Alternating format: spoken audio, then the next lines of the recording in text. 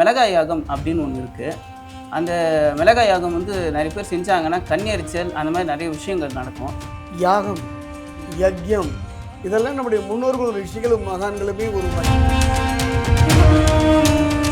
அந்த மிளகாயை யாகத்திலே இன்றைய காலகட்டத்தில் கூடை கூடையாக கொட்டிருக்கிறார்.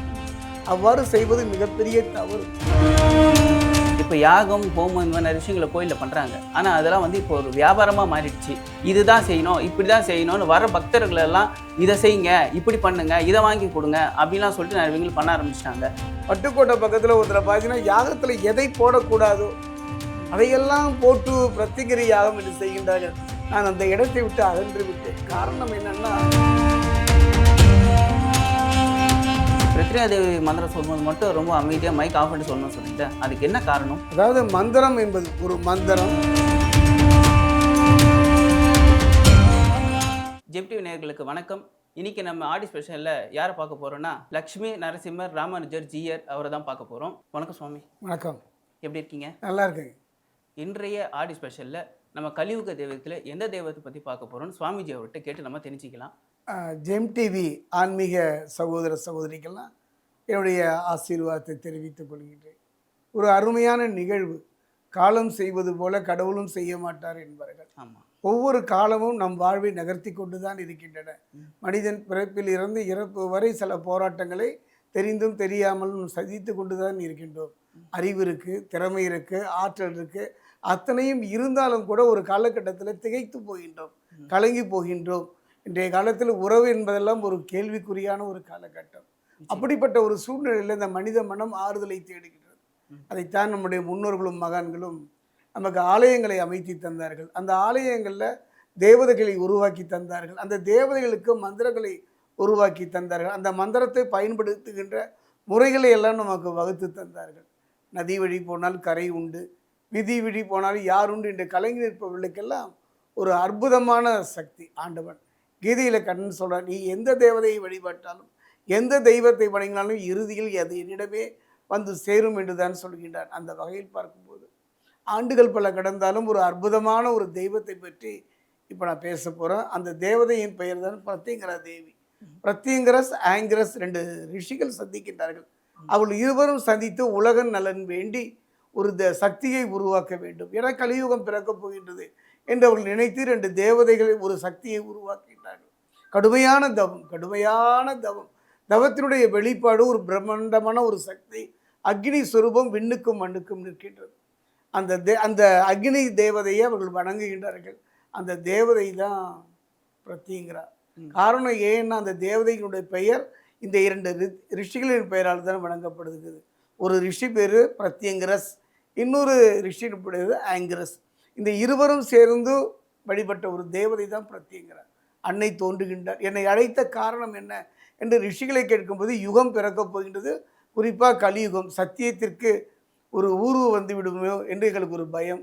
இந்த மக்கள் நிம்மதியாக வாழ வேண்டும், நல்லவனும் கெட்டவனும் நடமாடுகின்ற பூமியாகி போய்விட்டது, அதர்மம் அதிகமாக போகின்றது, இதற்கு வழி என்று கேட்டபொழுது பிரத்யங்கரா தேவி தோன்றுகின்றார். ஆனால் அதற்கு முன்பே பிரத்யங்கராவை பற்றி நான் சொல்ல வேண்டும். அதாவது நமக்கெல்லாம் தெரியும், அதாவது ஹிரண்ய கசிப்பு என்ற ஒரு அசுரன், அவன் தர்மத்திற்கு எதிராக செயல்படுகின்றார். அப்போ அந்த ஹிரண்ய கசிப்பை அழிப்பதற்காக நரசிம்மர் தோன்றுகின்றார். அவன் கேட்குறான் வரம். யார்? ஹிரண்ய கசிப்பு. அவன் கேட்கின்ற வரமே வினோதமானது. நான் உள்ளேயும் சாகக்கூடாது, வெளியேயும் சாகக்கூடாது, இரவிலும் சாகக்கூடாது, பகல்லையும் சாகக்கூடாது, ஆனாலும் சாகக்கூடாது, பெண்ணாலும் சாகக்கூடாது, எந்தவித ஆயுதங்களாலும் சாகக்கூடாது என்று ஒரு வரம் கேட்கின்றான். அசுரன் புத்தி தானே. அவன் பெரிய அறிவாளி மாதிரி வரம் கேட்டு விட்டதாக நினைக்கிறார். அவ்வாறே ஆகட்டும் என்று கூறி மறைகின்றார். அவனுடைய கொடுமை தாங்க முடியவில்லை. எல்லை மீறும் பொழுது மகாவிஷ்ணு ஒரு வடிவம் எடுக்கின்றார், நம் நலன் பொருட்டு தான். அதாவது அந்த எடுத்த வடிவம் காலம் கடந்து நம்மை காத்து நிற்கின்ற ஒரு வடிவம் தான் நரசிம்மர் வடிவம். அப்படியே அந்த அசுரனை தூக்கி மடியில் வைத்துக் கொள்கின்றார். மடியில் கீழேயும் இல்லை, மேலேயும் இல்லை, உள்ளேயும் இல்லை, வெளியும் இல்லை. வீட்டில் வாசற்படியில் அந்த அரண்மனையில் வாயில் படியில் அவனை தன் மடியில் கிடத்தி, ஆயுதம் இல்லை, தன் கூறிய நகங்களே ஆயுதமாக பயன்படுத்துகின்றார். ஆணும் இல்லை, பெண்ணும் இல்லை. அப்போ சிங்க தலையோடு அந்த அவனுடைய வயிற்றை கிழித்து அந்த உதிரபானம் வருதுகின்றார். அப்போது அதனுடைய அதான் அசுரனை தொட்டதனால் அந்த உதிரத்தை அவர் அருந்தியதனால் அவரை கோபத்தை அடக்க முடியவில்லை. அப்படிப்பட்ட சூழ்நிலையில் எல்லோரும் நடுங்குகின்றார்கள். அன்னை மகாலட்சுமியே கிட்ட போகிறது நடுங்குகின்றார். அப்படிப்பட்ட சூழ்நிலையில் எல்லோரும் சிவனிடம் சென்று முறையிடுகின்றார்கள். சிவன் வீரபத்திரரை அனுப்புகின்றார். வீரபத்திரர் அமைதியாக அவரை வணங்குகின்றார். நரசிம்மரை, மகாவிஷ்ணுவே மும்மூர்த்திகள் ஒருவர் தானே, நீங்கள் இந்த கோபத்தை தணிக்கக்கூடாது என்ற பொழுது அவரையும் தாக்க தொடங்குகின்றார். மேலெல்லாம் காயம். வீரபத்திரர் சிவனிடம் சென்று முறையிடுகின்றார். அப்பொழுது ஒரு அற்புதமான ஒரு சக்தி, ஒரு அற்புதமான ஒரு வடிவம், சர்வேஸ்வரர் சர்வபக்ஷி வடிவம் எடுத்து நரசிம்மரோடு கிட்டத்தட்ட பார்த்தீங்கன்னா ஒரு 12 நாட்கள் போராடுகின்றார். இந்த ஆடி மாதத்தில் 12 மாதங்கள் போராடி இந்த ஆடி மாதத்தை அன்னைக்கு தான் அவர் என்ன பண்ணுறாரு, அந்த 2 ரெக்கைகளால் நரசிம்மரை அணைக்கின்றார். கோபம் தணியவில்லை. அவருடைய நெற்றியிலிருந்து வருகின்றார். அவருடைய நெற்றியிலிருந்து வரக்கூடிய தேவி தான் பிரத்யங்கரா தேவி. பிரத்யங்கரா என்பது 1000 கோடி சூரிய பிரகாசம், 2000 தலை, 2000 கைக்கு சொந்தக்காரி. அப்படியே நரசிம்மனுடைய உக்ரத்தை விழுங்கி விடுகின்றார். அப்பொழுது அங்கே இருக்கின்ற முருகன் அன்னையை நோக்கி பாடுகின்றார். இன்றைக்கும் இந்த மந்திரம் தான் எல்லோராலும் சொல்லப்படுகின்றது. இதை பார்க்கின்ற கேட்கின்றவர்கள் எல்லாம் இந்த மந்திரங்களை தெரிந்து கொண்டு சொல்லலாம். ஓம் க்ளீம் கிருஷ்ணவாசனே சிம்மவதனே மகாவதனே மகாபைரவி சர்வசத்ரு கர்ம வித்வம்சினி பரமந்திர சேதினி சர்வபூத தமனி சர்வபூதான் வந்த வந்த சர்வ விக்னான் சிந்தி சிந்தி சர்வ வியாதி நிகிருந்த சர்வதுஷ்டான் பக்ஷ பக்ஷ ஜுவாலாஜிக்ரே கராலதம்ஸ்ரே பிரத்யங்கரே ஷம் கிரீம் ஹூம். இது மகா மந்திரம். இந்த மந்திரத்தை நீங்கள் தெரிந்து கொள்ளலாம் ஒரு நல்ல குருவை அணுகி. அப்படி தியானிக்கின்றால் அன்னை நரசிம்மனுடைய உக்ரத்தை விழுங்கி விடுகின்றாள். அதனால தான் அவளுக்கு உக்ரான் பேர். அப்படிப்பட்ட தேவியை பற்றி இந்த ஆடி மாதத்தில் ஜெம் டிவியில் நான் சொல்வதை கேட்கின்ற நீங்கள் எல்லாம் கொடுத்து வைத்தவர்கள். எத்தனையோ சாப பாபங்கள் தெரிந்தும் தெரியாமலும் அறிந்தும் அறியாமலும் நம் வாழ்வில் நம்மோடு கலந்து விடுகின்றது. விலைக்கேற்ற விளைவை அதை தருகின்றது. இப்போ இந்த ஜெம் டிவியில் இந்த பிரத்யங்கராருடைய சரிதம் கேட்கின்ற உங்கள் வாழ்க்கையில் துன்பமில்லாத ஒரு வாழ்வு, நிம்மதியான ஒரு வாழ்வு அமையும். அப்படிப்பட்ட ஒரு தேவி தான் பிரத்யங்கரா. முதல்ல பிரத்யங்கரானுடைய வழிபாடு செய்தவன் இந்திரஜித். ராவனுடைய பையன் இந்திரஜித்து தான் இந்த யாகத்தை பண்ணினான். இலங்கையில் இன்றைக்கும் போனீங்கன்னா நிகும்பலான்னு ஒரு இடம், அந்த இடத்துல ஒரு மிகப்பெரிய ஒரு யாகம் தொடங்குகின்றான். அதை ஜாம்பவான் அனுமனுக்கு சொல்லுகின்றார். ராவனுடைய பையன் இந்திரஜித் பிரத்யங்கரா யாகம் நிகும்பலாக இடத்துல செய்கிறாரு. அந்த யாகத்தில் அந்த தேவி தோன்றிவிட்டால் 1000 ராமன் தோன்றினாலும் அவனை வெல்ல முடியாது என்று கூறிய பொழுது அனுமன் நான் என்ன செய்ய முடியும் என்று கூறிய பொழுது நீ தான் அதர்வனமூர்த்தி என்று கூறிய பொழுது ஓடி சென்று அனுமன் தன் கதையினால் அந்த யாகசாலையை அழைத்து விடுகின்றார். அப்போ இந்திரஜித் கலங்கி போகின்றான். அம்மா, உனக்காக யாகம் செய்தேனே, இந்த யாகம் முடிந்தால் இந்த இலங்கை காப்பாற்றப்படுமே என்றெல்லாம் அவன் கழும்பொழுது கவலைப்படாதே மகனே, என்னுடைய யாகத்தை பற்றி யார் கேட்கின்றார்களோ, என் யாகம் எங்கே செய்யப்படுகிறது அந்த இடத்தில் இருக்கின்றார்களோ அவர்கள் நித்திய சிரஞ்சீவியாக வாழ்வாங்க என்று கூறுகின்றார். இன்றைக்கும் பார்த்தீங்கன்னா ராவணனுடைய பையன் இந்திரஜித், ராவணன் மடிந்து போனான், இந்திரஜித்தும் நித்திய ஆயுசோடு தான் வாழ்ந்து கொண்டு. அப்படிப்பட்ட ஒரு அற்புதமான ஒரு யார் மருத்துவராலும் சரி யாராலும் சரி கைவிடப்பட்ட கடுமையான நோய்.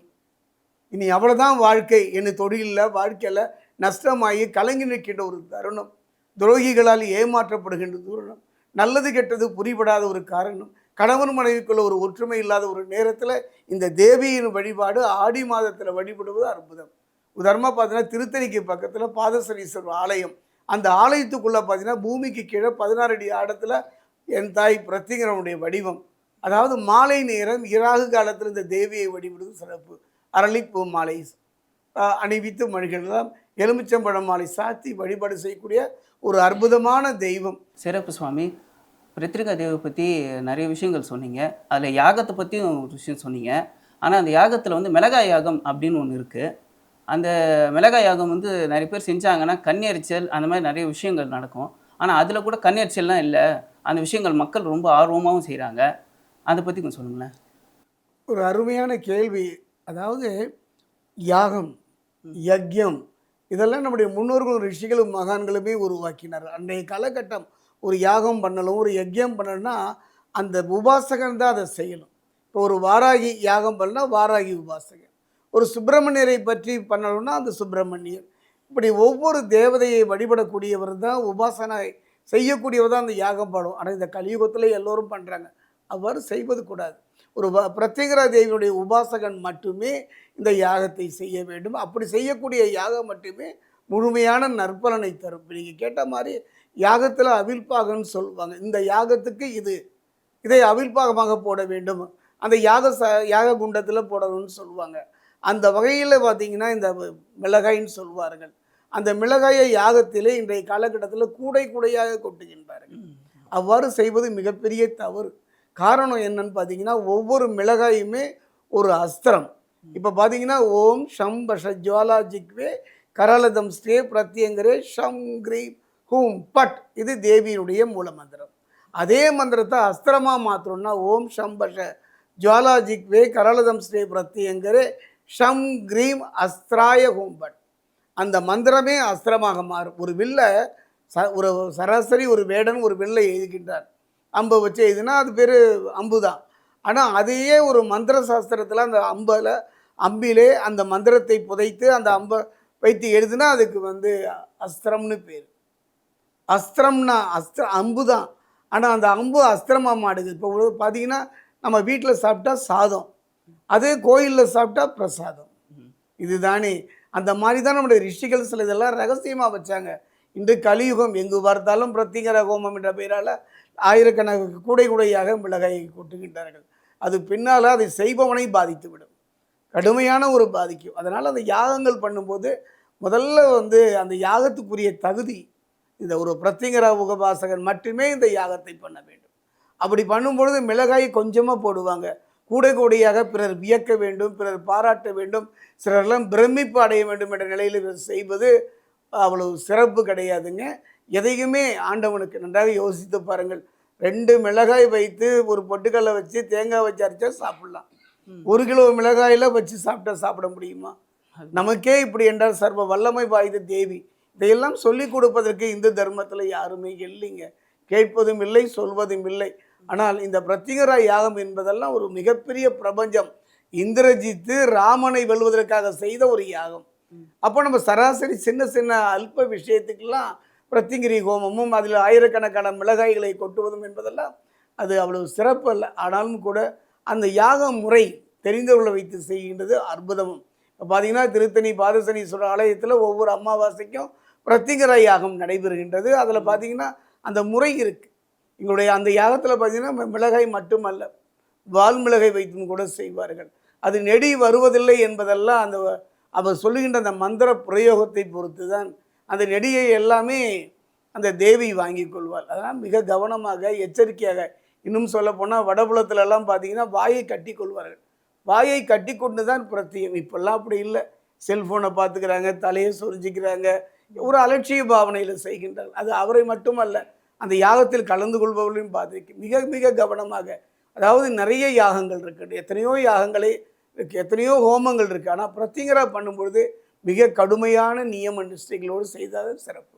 எனக்கு இந்த நேரத்தில் ஒரு கேள்வி. இப்போ யாகம் ஹோமம் இந்த மாதிரி விஷயங்களை கோயிலில் பண்ணுறாங்க, ஆனால் அதெல்லாம் இப்போ ஒரு வியாபாரமாக மாறிடுச்சு. இதுதான் செய்யணும், இப்படி தான் செய்யணும்னு வர பக்தர்கள் எல்லாம் இதை செய்யுங்க, இப்படி பண்ணுங்க, இதை வாங்கி கொடுங்க அப்படிலாம் சொல்லிட்டு நிறைய பண்ண ஆரம்பிச்சிட்டாங்க. இப்போ சில பேரை சொல்ல வேணாம், ஆனால் சில கோயில்களில் இதெல்லாம் நடக்குது. ஆனால் அவங்களுக்கும் தெரியாது, இவங்க சொல்கிறது தான் சரின்னு சொல்லிட்டு இவங்களும் செலவெல்லாம் பார்க்க மாட்டாங்க. இதெல்லாம் நிறைய விஷயங்கள் செய்வாங்க. இப்போது பிரத்திங்கா தேவிக்கு இதுதான் செய்யணும் அப்படின்னா என்ன பண்ணலாம்? அது கொஞ்சம் நீங்கள் தெளிவான விளக்கம் சொல்லுங்கள். அதாவது ஒரு பிரத்திங்கர உபாசகர் அவரை சந்தித்து அவர் குறித்து கொடுக்கின்ற, அவர் வகுத்து கொடுக்கின்ற பாதையில் செய்யக்கூடிய யாகமே பிரத்திங்கரா. அதாவது ஹோமம் வேறு, யாகம் வேறு. இது பிரத்திங்கரி யாகம் என்பதெல்லாம் ஒரு அற்புதம். என்னுடைய அனுபவத்தில் இவளால் முடியாது, யாராலையும் முடியாது. ஏன்னா அதர்வன பத்ரகாளி அது மட்டும் கிடையாதுங்க. பிரத்திங்கரானா எல்லாருக்கும் பிரத்திங்கரா தானே தெரியும். 10 காளியில் இவள் தலைமையான ஒரு காளி. அது மட்டும் கிடையாது, அதர்வன வேதமே இவள் தான். சொன்னீனல்லவா, அதாவது 2000 கரங்கள், அப்படிப்பட்ட கரத்துக்கு சொந்தக்காரி. அப்படிப்பட்ட தேவி நல்லா பார்த்தீங்கன்னா சர்வ சத்ரு கர்ம வித்வம்சினின்னு பேர். அப்படிப்பட்ட தேவியுடைய யாகங்களை சரியான முறையில் செய்யணும். நம்முடைய சுயநலத்துக்காக அந்த யாகங்களை செய்வதெல்லாம் கடுமையான பாதிப்புகள். அதெல்லாம் அந்த காலத்தில் பார்த்தீங்கன்னா இந்த யாகங்கள் எப்படி வகுக்கப்பட்டதா, உலக நன்மை தான், உலக நன்மைக்காகத்தான் இந்த யாகங்களும் பூஜைகளும் வகுக்கப்பட்டவன. தனிப்பட்ட விருப்புகளுக்காக இந்த யாகங்கள் எல்லாம் இன்றைய காலத்தில் செய்கின்றார்கள். அது பார்த்திங்கன்னா நிறைய இடங்களில் பார்த்திங்கன்னா பிரத்திங்கரா யாகம் நிறைய இடங்களில் செய்யப்படுகின்றது. என் குருநாதர் சாந்தானந்த சுவாமிகள் ஆயிரக்கணக்கில் லட்சக்கணக்கில் பிரத்திங்கிற மூல மந்திரத்தை வச்சுலாம் யாகங்கள் செய்திருக்கின்றார். அந்த மாதிரி யாகத்தில் கலந்துக்கணும். நீங்கள் அருமையான கேள்வி கேட்டீங்க. பார்த்தீங்கன்னா பட்டுக்கோட்டை பக்கத்தில் ஒருத்தரை பார்த்தீங்கன்னா யாகத்தில் எதை போடக்கூடாதோ அதையெல்லாம் போட்டு பிரத்திகிரி யாகம் என்று செய்கின்றார்கள். நான் அந்த இடத்தை விட்டு அகன்று விட்டேன். காரணம் என்னன்னா, இன்றைய காலம் யார் யாரை கேட்பது, யாரை போய் யார் கேட்பது, கேட்கின்ற அளவுக்கு நமக்கு அந்த அளவுக்கு மன தைரியம் இல்லை. நமக்கு என்ன என்று போய் விடுகின்றோம். இதுக்கு பார்ப்பவர்கள் கேட்பவர்களாவது தயவு செய்து தர்மத்தை மீறி நடைபெறுகின்ற யாகத்திலெல்லாம் கலந்து கூடாதுங்க. தாயிலும் சிறந்தவள் என் தாய் பிரத்திங்கிறார். கிட்டத்தட்ட ஒரு 40 வருட காலமாக பிரத்தியங்கரா உபாசராகவே வாழ்ந்து என் அன்னைக்கு ஆலயம் அமைத்திருக்கின்றேன். அதுவும் பிரத்தியங்கரா பஞ்சபூதத்துக்கும் தாய். அதனால தான் திருத்தணி ஆலயத்தில் பார்த்தீங்கன்னா பூமிக்கு கீழே 16 அடி ஆழத்தில் தனித்து இல்லை கால சக்கர பைரவரோடு அமைத்திருக்கின்றோம். யாகம் செய்யலாம், உலக நன்மைக்காக செய்யலாம். நீங்கள் சொன்ன மாதிரி இன்று சுயநலத்துக்காக நடைபெறுகின்றது.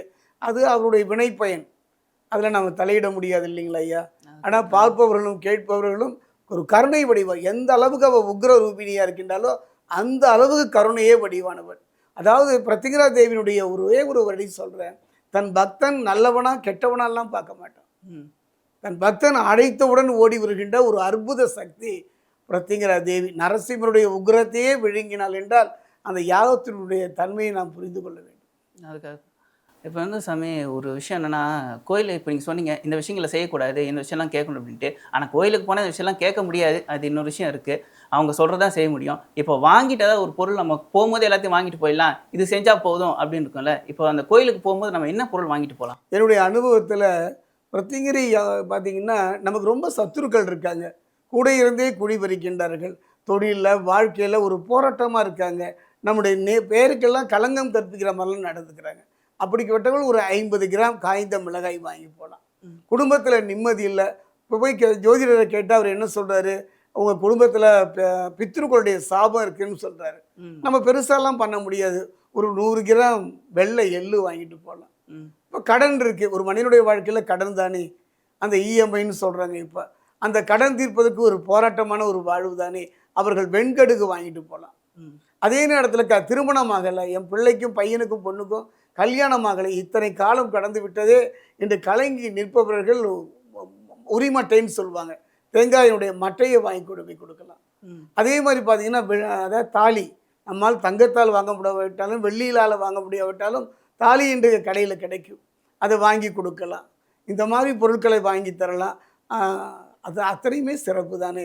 எதுவும் முடியலையா, கல் 2 சொட்டு கண்ணீர் வருதா, அந்த கண்ணீருக்கு காணிக்கையாக்கலாம். இப்போது எல்லா இந்தந்த கோயிலில் இந்த சிறப்பு இருக்குதுன்னு சொல்லுவாங்க. இப்போ பிருத்திவிராங்க தேவிக்கு இந்த கோயிலில் இந்த சிறப்பு இருக்குது, இதை வாங்கி போய் கொடுக்கலாம், நம்மளால் முடிஞ்சது இதுதான் அப்படின்னா இதை கொண்டு போய் வாங்கிக்கலாம். இப்போ நீங்கள் சொன்னீங்க கடன் பிரச்சனைன்னு, அது எல்லாருக்குமே இருக்குது. இப்போ அந்த கடன் பிரச்சனை தீரணும் அப்படின்னா இதை இந்த கோயிலில் கொண்டு போய் வாங்கிக்கலாம். அப்படின்னா எந்த கோயிலில் என்ன வாங்கி போய் கொடுத்தா இந்த சிறப்பு கிடைக்கும்? எல்லா ஆலயத்துலைங்க இன்றைய காலகட்டத்தில் பார்த்திங்கன்னா நிறைய ஆலயம், இந்த ஆலயம் என்று நான் குறிப்பிட்டு சொல்ல மாட்டேன். பிரத்திங்கராவை பற்றி தெரியாதவங்களே கிடையாது. நிறைய ஆலயம், ஒருபாடு ஆலயங்கள் உண்டு. சின்னாலப்பட்டியில் ஒரு அற்புதமான ஆலயம், கும்பகோணத்தில் ஒரு ஆலயம். இன்றையெல்லாம் பொருள் சார்ந்த ஒரு விஷயமா போயிடுச்சு. இவ்வளவு பணம் கட்டினா தான் இந்த ஹோமத்தில் கலந்துக்கலாம்லாம். நான்லாம் ஆரம்ப காலங்களில் போகும்பொழுதெல்லாம் என்கிட்ட கொடுப்பதற்கு பணம் இல்லை. ஒரு ஓரத்தில் நின்று மனதார நான் தியானிப்பேன். அப்போது ஒரு ஆலயம், ஒரு நிகழ்வு, இதெல்லாம் பார்க்குறவங்களாம் கேட்கணும். ஒரு நிகழ்வு பிரம்மாண்டமான பிரத்திகிரி ஹோமம் நடைபெறுகின்றது. தலைக்கு இவ்வளவுன்னு ஒரு விலை வைத்து அந்த யாகத்தில் உட்கார வைக்கிறாங்க. எனக்கு அந்த வாய்ப்புலாம் இல்லைங்க. அங்கு சென்று நான் வழிபாடுட்டேன். அந்த தலைமை அர்ச்சகர் வருகிறார். ஐயா நானும் கலந்துக்கலாமான்னா, இது பணம் கட்டி செய்யக்கூடிய யாகம், நீங்கள் ஓரமாக நின்று கொள்ளுங்கள் என்றார்கள். ஐயா நானும் ஒரு பிரத்திகர உபாசகன். என்ன பெரிய பிரத்திகர உபாசனா, அம்பாளுடைய மூல மந்திரம் தெரியுமா, தியான மந்திரம் என்றெல்லாம் கோபத்தில் பேச ஆரம்பித்தார். நான் ஐயா எனக்கு எதுவுமே தெரியாது, ஒன்றே ஒன்று தெரியும், லலிதா சகஸ்ரநாமத்தில் மாத்ரேன்னு ஒரு நம்ம இருக்குது, மாத்ரேன்னா அம்மா தானேன்னு என் கையை அழைத்து சென்று அந்த பிரத்திகரா தேவியில் உட்கார வச்சார் ஹோமத்தில். காரணம், இன்றைய காலம் பொருள் இல்லாதவருக்கு இவ்வுலகம் இல்லை. ஆனாலும் ஒன்று மட்டும் சொல்லிக்கிறேங்க, என்னுடைய 74 வயதில் பொன் கொடுத்து பொருள் கொடுத்து பொருள் வாங்கி கொடுத்து தான் கலந்துக்கணும் இல்லை. அந்த ஆலயத்தை கண்ணால் பார்த்தாலே போதும். அந்த யாகம் நடக்கின்ற இடத்துல நம்மால் முடிந்தது ஒரு 100 கிராம் நெய் வாங்கி கொடுக்கலாங்க. 100 கிராம் நெய் வாங்கி கொடுத்தாலே போதும். தேவியினுடைய கருணை, எதை கொடுத்து தேவியின் அன்பை பெற முடியும்? அம்மான்னு அழைக்கிறோம். லலிதா சகஸ்ரநாமத்தில் 1000 நாமல், அந்த நாமமே மாதிரி தானே. அம்மான்னு கூப்பிட்டாலே போதுங்க. நம்மால் என்ன கொடுக்க முடியுமோ கொடுத்துக்கலாம். சிறப்பாக சொன்னீங்க. இப்போது யாகம்ங்கிறது வந்து கோயிலில் அங்கே தான் வச்சு பண்ணலாமா, இல்லை வீட்லேயும் வச்சு பண்ணலாமா? வீட்டில் வச்சு பண்ணோம்னா அந்த சாமி சிலை வந்து இந்த அளவு தான் இருக்கணும்னு அப்படி ஒன்று ஒரு குறிப்பு இருக்கா? அதை பற்றி கொஞ்சம் சொல்லுங்களேன். யாகம் என்றாலே அது பொதுவெளியில், ஆலயத்தில், கடற்கரை ஓரங்களில், ஜீவ சமாதிகளில், சித்தருடைய பீடத்தில் தான் நடத்தலாம். வீட்டில் செய்யக்கூடியதுக்குன்னு சில யாகங்கள், கணபதி ஹோமம், வீட்டில் செய்யக்கூடிய அத்தனையுமே ஹோமங்கள் தான், யாகம் கிடையாது. சுதர்சன ஹோமம், கணபதி ஹோமம், இந்த மாதிரி சத்யநாராயண பூஜையெல்லாம் பண்ணலாம். பிரத்திகர யாகம் பண்ணணும்னா கிட்டத்தட்ட பார்த்தீங்கன்னா மிக கடுமையான நியம நிஷ்டைகள் இருக்குங்க. ஒரு சராசரி மனிதனை போய் நம்ம உடனே பார்த்துடலாம். ஒரு மந்திரியையோ மற்றவங்களோ உடனே பார்க்க முடியுமா? மனிதர்களுக்கே இப்படி என்ன சார் வல்லமை வாய்ந்த தேவதை. பிரத்திகர யாகங்கள் வீடில் செய்யலாம், செஞ்சு பார்க்கலாம். அந்த உபாசகன் நல்லா அப்பவும் சொல்கிறேன், திரும்ப திரும்ப நான் சொல்கிறேங்க, அந்த உபாசகன் மட்டுமே இந்த பிரத்திகர யாகம் செய்வதற்கு தகுதியானவன். எல்லா ஒரு குழந்தை அழுகுது, எல்லா குழந்தையும் உணவு கொடுத்தா ஏற்றுக்குமா? ஏற்றுக்காது. அந்த தாயை தூக்கி மடியில் வச்சு உணவு கொடுத்தால் மட்டும்தானே ஏற்றுக்கும். அந்த மாதிரி பிரத்திகர ஹோமம் வீடுகளில் பண்ணலாம். அதுக்கான முறையை அந்த உபாசகன் தெரிந்திருப்பான். அவனை வச்சு இந்த பிரத்திகர யாகங்களை வீட்டில் பண்ணலாம். பெரும்பாலும் பிரத்திகர யாகங்களில் இரவு நேரங்களில் 8லேருந்து இரவு 10 மணி வரைக்கும் யாகங்கள் பண்ணலாம். என்னென்ன சிறப்பு, என்னென்ன வாங்கி செய்யலாம்? அதெல்லாம் நேரில் சந்திக்கும் போது நான் சொல்கிறேங்க. இதில் அவ்வளவும் விளக்கம் சொல்ல முடியாது.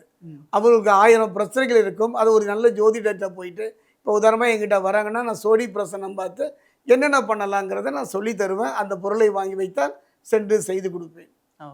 ஆமாங்க. அதே மாதிரி சிலை வழிபாடு என்பதெல்லாம் முடிந்தவரை தவிர்த்து விடுவது நல்லது. ஏன்னா நான் வழிபாடு பண்ணுவேன், எனக்கு அப்புறம் என் பையன் பண்ணுவானான்னு தெரியாது. நாம் பாட்டுக்கு சிலையை வாங்கி வச்சிடலாம், வழிபாடு பண்ணிக்கிட்டே வருவோம். ஒருத்தர் அங்கேருந்து வருவார், சொந்தமோ பந்தமோ வெளியே வருவார். இது என்ன ஒரு உக்கிரமான தெய்வத்தை வணங்குற, ஐயோ அப்படின்ட்டு போயிட்டானே இப்போ மனசை உறுத்தும். அதை கொண்டு போய் ஒரு ஆலயத்தில் வைப்பான், இல்லைன்னா தண்ணியில் போட்டுருவான். இதெல்லாம் நம்முடைய வழிபடுகின்ற தேவதையையும் குருவையும் யார்ட்டையும் சொல்லித்தரக்கூடாது. எனக்கு இவர் தான் குரும்பர், அந்த குருக்கு இவருக்கும் ஏதோ ஒரு விதத்தில் கசப்பான உணர்வுகள் ஏற்படலாம். அதனால் ரகசியம் என்பது நாம் வழிபடக்கூடிய தெய்வத்தினுடைய மூலமந்திரம், அந்த குரு. இதை சொல்லாமல் இருப்பதே சிறப்பு. முடிந்தவரை வீட்டில் செய்வதை விட நிறுவனத்தில் செய்யலாம். ஒரு நிறுவனத்தில் அந்த தேவியுடைய ஹோமங்கள் பண்ணலாம். இன்றைக்கும் பாருங்க, கும்பாபிஷேகம்லாம் பிரம்மாண்டமாக நடக்கும். எல்லா மந்திரத்தையும் சத்தமாக சொல்லுவாங்க. ஆனால் பிரத்திங்கர மந்திரம், மூல மந்திரம் சொல்லும்பொழுது அந்த மைக்கை ஆஃப் பண்ணிவிட்டு மெதுவாக ஓம் ஷம் பஷஜ்வாலா ஜிக்வே கராலதம் ஸ்ரீ பிரத்திங்கரே ஷம் கிரீம் ஓம் பட். அவ்வளவு அதீத சக்தி. கோடி கோடி மந்திரங்களுக்கெல்லாம் இந்த ஒரு மந்திரம் போதும். மந்திரங்களை வழிபடுவதெல்லாம் குரு ஒருவன் தான் சொல்லித்தர முடியும்.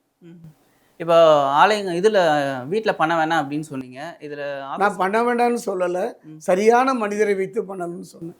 ஓகே. இல்லை, அலுவலகங்களை பண்ணலான்னு சொன்னீங்கல்ல, அங்கே எப்படி பண்ணலாம்? சிலைன்னா எந்த உயரத்தில் சுவாமி சிலை? நாம் சிலையை வாங்குவதுக்கே வேண்டாம் தான் நான் சொல்லுவேன். நீங்கள் உயரம் என்ன இருக்குது, சிலையே வாங்க வேண்டாம். நீங்கள் கேட்கறதுனால சொல்கிறேன், ஒரு ஜானுக்கு மேலே எந்த விக்கிரமும் இருக்கக்கூடாது. சுவாமி, இப்போ மற்ற மந்திரங்களாக வந்து சத்தமாக மைக்கில் சொல்கிறாங்க அப்படின்னு சொன்னீங்க. பிரத்யா தேவி மந்திரம் சொல்லும்போது மட்டும் ரொம்ப அமைதியாக மைக் ஆஃப் பண்ணிட்டு சொல்லணும்னு சொன்னீங்களே, அதுக்கு என்ன காரணம்? அதாவது மந்திரம் என்பது ஒரு மந்திரம், தந்திரம், யந்திரம். ஒரு மந்திரத்தை தந்திரமாக யந்திரத்தில் அமைத்து செய்வது தான் இந்து தர்மத்தில் இருக்கக்கூடிய மந்திர சாஸ்திரம் சொல்லுது. அது எல்லா மந்திரத்தையும் சத்தமாக சொல்லக்கூடாது. அவன் உடனே அதை கேட்பான், இல்லை எழுதி வச்சுக்குவான், அவன் போய் சொல்ல ஆரம்பிப்பான். மந்திரம் என்பது குருவுக்கும் தேவதைக்கும் இடைப்பட்ட ஒரு தொடர்பு.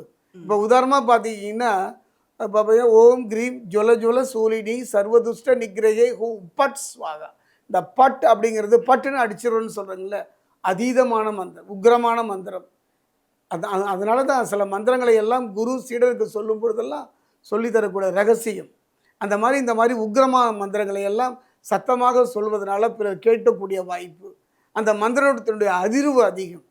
இப்போ ஓம் கம் கணபதையே நமக, அதுக்கு மகா கணபதியினுடைய பாருங்களேன் கம், அந்த உச்சரிக்கின்ற முறை, அதுக்கு பேர் சந்தஸ் அனுஷ்டப்னு சொல்லுவாங்க. மந்திரம் உச்சரிக்கின்ற உதவி. இப்போ இது பார்த்தீங்கன்னா இதே கணபதி மந்திரத்தை இன்னொன்று இருக்குங்க, அதுதான் உச்சிஷ்ட கணபதி. அந்த உச்சிஷ்ட கணபதி மந்திரம் சொல்லலாம். எத்தனையோ மந்திரங்கள் இருக்குது, கோடி கோடி கோடி மந்திரங்கள். ஆனாலும் சில மந்திரங்கள்லாம் உக்ர மந்திரங்கள். இப்போ பார்த்தீங்கன்னா பைரவர் இருக்கார், பைரவருக்கே நமக்கு தெரியும் உக்ரமானது தேவதையின். இவருடைய மந்திரமும் இருக்குது. ஓம் பிரம்மகால பைரவாய சிவகால பைரவாய பிரஜண்ட ரூபா முண்டமாலா விபூஷிதாய சர்வதோஷ சம்ஹராய சர்வ சத்ரு சம்ஹரணாய மகா கால சக்கர பைரவாய உக்ர ரூபாய கும்பல். இந்த மாதிரி உக்கிரமான மந்திரங்களை எல்லாம் சொல்வதில் கொஞ்சம் யோசித்து நிதானமாக பொறுமையாக எந்தவித பாதிப்பும் இல்லாமல் சொல்லணும். இப்போ நிறைய பேர் வீட்டில் அடிக்கடி வாயில் அந்த மந்திரம் 2 வார்த்தைகளை சொல்லினே இருப்பாங்க. வேலைக்கு போகும்போது வழியெல்லாம் சொல்லிட்டு போவாங்க. சில மந்திரங்கள் சொன்னால் நம்ம மனசுக்கு ரொம்ப இதுவாக இருக்கும் அப்படின்னு. இப்போ பிருத்திவிகா தேவிக்கு ஒரு 2 வார்த்தை வந்து நம்ம அப்பப்போ சொல்லலாம் அப்படின்னா என்ன மந்திரம் சொல்லலாம்? ஒன்றுமே கிடையாது. தேவி அப்படின்னாலே ஒரே மந்திரம் தான். ஓம் நம சிவாயா பஞ்சாட்சரம், ஓம் கிரீம் நம சிவாயா, இது சக்தி பஞ்சாட்சரம். இந்த ஒரு மந்திரம் சொன்னாலே எல்லா தேவி மந்திரத்துக்கும் சமம். ஓம் கிரீம் நம சிவாயா, ஓம் கிரீம் நம சிவாயா. இதை சொல்ல முடிந்தவரை மந்திரங்களை பொறுத்தவரை தனிமையில் இருந்து சொல்லும். காரில் போகும்போது சொல்லும்போது அந்த மந்திரத்தினுடைய அதிர்வும் உங்கள் கவனத்தை பிசகும். அதனால் விபத்துகள் ஏற்படக்கூடிய ஒரு வாய்ப்பு இருக்குது. சுவாமி, பிருத்திவிகா தேவி பற்றி அவங்கள பற்றி நிறைய விஷயங்கள் சொன்னீங்க. இப்போ பிருத்திவிகா தேவிங்கிறது பார்வதி தேவியோட மறு உருவமா இல்லைன்னா தேவதையா? தெய்வாம்சம் பொறுத்த வரைக்கும் 2 விதம். சிவன், அதாவது அந்த மூல தெய்வத்தினிடமிருந்து தோன்றிய தேவதைகள். இப்போ சிவன் எடுத்துக்கிட்டிங்கன்னா அவர்கிட்டருந்து காத்தவராயன் தோன்றியிருப்பார். நிறைய தேவதைகள் தோன்றியிருப்பாங்க. அம்பாளிடமிருந்து நிறைய தேவதைகள் தோன்றியிருக்காங்க. அதெல்லாம் நான் சொல்லிகிட்டே போகலாம். நீங்கள் கேட்ட கேள்விக்கு சரியான பதில். பிரத்திங்கரா வந்து பார்த்தீங்கன்னா சிவனுடைய மகள். யாரும் சொல்லாதது, சிவபெருமானுடைய மகள். எப்படி சிவனுக்கு மகள் இருக்காளான்னா சிவனிடமிருந்து தோன்றியவன். சிவனுடைய நெற்றிக்கல்லேருந்து அந்த பிரத்திங்கரா தேவி வந்ததுனால சிவனுடைய மகள். அப்போ உதாரணமாக எடுத்தீங்கன்னா முருகன் எங்கே வந்தார்? சிவனுடைய நெற்றியில் வந்தார். அதனால அவரை சிவ சுதன்னு சொல்கிறாங்க. அந்த வகையில் பார்க்கும்பொழுது பிரத்திங்கரா தேவியை பொறுத்த வரைக்கும் சிவனுடைய உக்ர சக்தி, சிவனுடைய அம்சமான பிரத்திங்கரா தேவி சிவனுடைய மகள். நீங்கள் சொல்கிறது ரொம்ப புதுவிதமாக இருக்குது. இப்போ சிவன் அவருடைய நெற்றியிலேருந்து முருகன் வந்தார், பார்வதியோட அவங்க இதில் வந்து விநாயகர் வந்தார் அப்படின்னு வரலாறு இருக்குது. நீங்கள் சொல்கிறது ரொம்ப புதுவிதமாக இருக்குது. புதுவிதம் இல்லை, நமக்கு தெரியல. 1000 ஆண்டுகளுக்கு முன்பே பிரத்திங்கரா பிரபாவம்னு இருக்காங்க. அம்பாள் வந்து சிவனுடைய நெற்றியில் வந்தக்கூடிய ஒரே தேவதை அவர் தான், பிரத்திங்கரா தேவி. ஆமாம், இது எல்லாருக்கும் தெரியும். அதர்வண வேதத்துலேயும் இருக்குது. நீங்கள் சொல்கிறது ஒரு சில பேருக்கு தெரியும், இன்னும் சில பேர்களுக்கு இதை பற்றி விஷயங்களே தெரியாது. இதை பற்றி கொஞ்சம் விளக்கமாக நீங்கள் சொல்ல முடியும்? ஆமாம், சிவனுடைய, அதாவது நரசிம்மனுடைய உக்ரத்தை அடிக்க முடியல, அந்த உக்ரத்தை குறைக்க முடியல. அப்படிப்பட்ட ஒரு சூழ்நிலையத்தில் சிவபெருமான் சரபருடைய வடிவம் எடுக்கின்றார். அப்போ சிவனுடைய 3வது கண், நெற்றி கண்ணிலிருந்து 1000 கோடி சூரிய பிரகாசத்தோடு ஒரு சக்தி ஒன்று வருது. அதுதான் பிரத்திங்கரான்னு பேர். அந்த தேவதை தான் அப்படிப்பட்ட தேவதைங்க. அவள் வந்து நரசிம்மனுடைய உக்ரத்தை விழுங்கி விடுகின்றார். நரசிம்மர் சாந்தமடைகின்றார். இப்படித்தான் புராணத்தில் இருக்குங்க. அதனால் அவள் தான் சிவஸ்வரூபிணி. இப்போ நீங்கள் சொன்ன மாதிரி அம்பாளுடைய தேஜஸ்லேருந்து வந்தவங்க யாருன்னு பார்த்தீங்கன்னா மகா கணபதி. சிவனுடைய நெற்றியிலிருந்து வந்தவர் தான் சுப்பிரமணியர், முருகன். அந்த மாதிரி சிவனுடையிலிருந்து தோண்டியதுனால சிவஸ்வரூபிணி அப்படின்னு பேர். சுவாமி, இப்போ பிரத்திங்கரா தேவி அவங்களுக்கு தமிழ்நாட்டில் எங்கெங்கெல்லாம் கோயில் இருக்குது? பிரத்திங்கரா தேவிக்கு என்னென்ன பரிகாரம் பண்ண என்ன சிறப்பு? பிரத்திங்கரா தேவியை பொறுத்த வரைக்கும் ஒருபாடு ஆலயங்கள் தமிழ்நாட்டில் உண்டு. ஆனாலும் கூட தேவியை வழிபடுவதற்கு கும்பகோணத்தில் பிரத்திங்கரா தேவிக்கு ஐயாவாடியில் இருக்குது. திருத்தணி மிக எளிமையான ஒரு சுப்பிரமணிய திருத்தணியில் பாதசனீஸ்வரர் ஆலயத்துக்கு உள்ளாரே பூமிக்கு கீழே 16 அடி ஆழத்தில் உலகத்திலேயே முதல் ஆலயம். பூமிக்கு கீழே பஞ்சபூதங்களுக்கும் ஒரு பூமி தாய், செவ்வாயுடைய அம்சம். அதனால் பூமிக்கு கீழே 8 அடி உயரத்தில் தன்னுடைய காலபைரவரோடு அவங்க இருக்காங்க. சின்னாலப்பட்டியில் ஒரு பிரத்திங்கரா கோவில் இருக்குது. நிறைய இடங்களில் பிரத்திங்கரா கோவில் இருக்குது. சிறப்பு. அது சிறப்பு என்று சொல்வதை விட என் தாய் கண்களில் கண்ணீர் வருகின்றது. கலங்கி நிற்கும் பொழுது இவன் வாழ்க்கை முடிஞ்சு போச்சு, இவ்வளோதான் உன் வாழ்க்கை என்று நீ நினைக்கின்றாயோ அன்று தொடங்க வேண்டிய ஒரு வழிபாடு பிரத்திங்கரா வழிபாடு.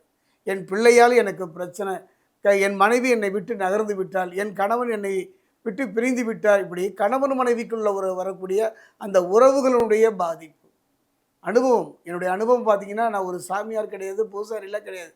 அவன் இந்த பிரத்திங்கராவை வழிபட்டு அவருடைய உபாசகன் இன்று இந்த ஒரு உயர்ந்த நிலையை நாராயணனை நோக்கி நகர்ந்திருக்கான்னா அது அந்த தாய் தான் காரணம். தாயிலும் சிறந்தவன். பெத்த தாய் பசிச்சா கொஞ்ச நாள் தான் பால் தருவா. என் அன்னை பிரத்திங்கரா அந்திம காலம் வரை நம் கூட வருவா. இவன் நம்மளோட வாழ்க்கையில் நடுக்கம், பயம், ஒரு மனிதனுக்கு பயம் வரக்கூடாது. அடி வயித்துல ஒரு பயம், ஏதோ ஒரு பயம் வரும் பொழுதெல்லாம் என் தாயை மூலமந்திரம் ஒரு நல்ல குருவை பார்த்து நீங்கள் கற்றுக்குங்க. மூலமந்திரத்தை காசு கொடுத்து கேட்காதீங்க யார்கிட்டையும் போய். காசு கொடுத்து ஒரு மூலமந்திரம் கொடுப்பேன்னு சொன்னால் அவர் தகுதியற்ற குரு. நம்மால் முடிந்ததை கொடுத்து வாருங்க. ஆலயம் சென்று வழிபாடு பண்ணுங்க. அது பொருள் கொடுத்து அந்த ஆலயத்தில் கலந்துக்க வேண்டாம். மனதால் வணங்கினாலே போதும். அதே நேரத்தில் பார்த்தீங்கன்னா தேவி இவளுக்கு மிகவும் மிகவும் பிரியமானது அரளிப்பூ மாலை சாத்தலாம், எலுமிச்சம்பழம் மாலை சாத்தலாம். இவ்வாறு வழிபாடு செய்வது சிறப்பு. தமிழ்நாடு மட்டுமல்ல, எல்லா இடங்களையுமே இன்று பிரத்யேகருடைய வழிபாடு காலத்தின் கட்டாயம். கலியுகத்தில் இவருடைய வழிபாடு அவசியம். ஒன்று மட்டும் சொல்லிக்கொள்ள ஆசைப்படுகின்றேன், ஜெம் டிவியில் ஒரு அருமை, என் தாயை பற்றி பேசுவதற்கு அருமையான ஒரு வாய்ப்பு, அருமையான வாய்ப்பு. கலங்கி நிற்பவர்கள், கண்ணீர் சிந்துபவர்கள், கதியற்றவர்களுக்கு ஒரு தேவதை பிரத்யேகிறார்.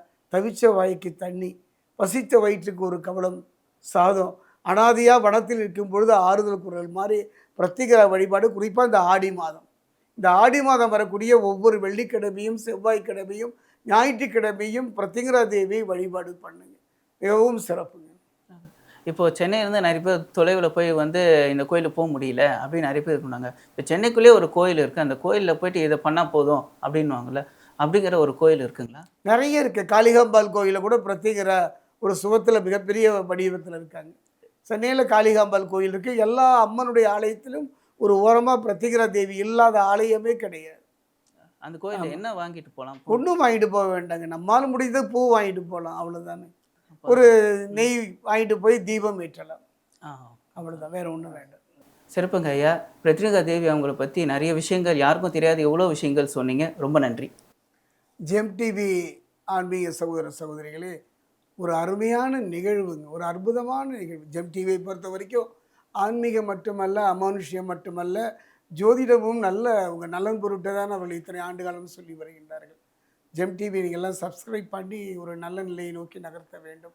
ஒரு நிகழ்ச்சி, என் தாயை பற்றி 1000 நாவு படைத்த ஆதிசேஷனாலும் சொல்ல முடியாது. அப்படிப்பட்ட தேவி ஏதோ என் அறிவுக்கு எட்டிய வரை சொல்லியிருக்கின்றேன். அந்த வகையில் இந்த யுகத்தில் நாம் வழிபடக்கூடிய ஒரு கண்கண்ட தெய்வம் பிரத்யேகரா தேவி, குறிப்பாக ஆடி மாதம். நன்றி, அனைவருக்கும் நன்றி. பிரத்யேகா தேவி அவங்கள பற்றி நிறைய விஷயங்கள் ஐயா அவர்கள் எவ்வளோ சொன்னாங்க, நாம் நிறைய விஷயங்கள் தெரிஞ்சுக்கிட்டோம். மீண்டும் மற்றொரு ஆடி ஸ்பெஷல் நிகழ்ச்சியில் உங்களை சந்திக்கின்றேன். வணக்கத்துடன் சங்கர்.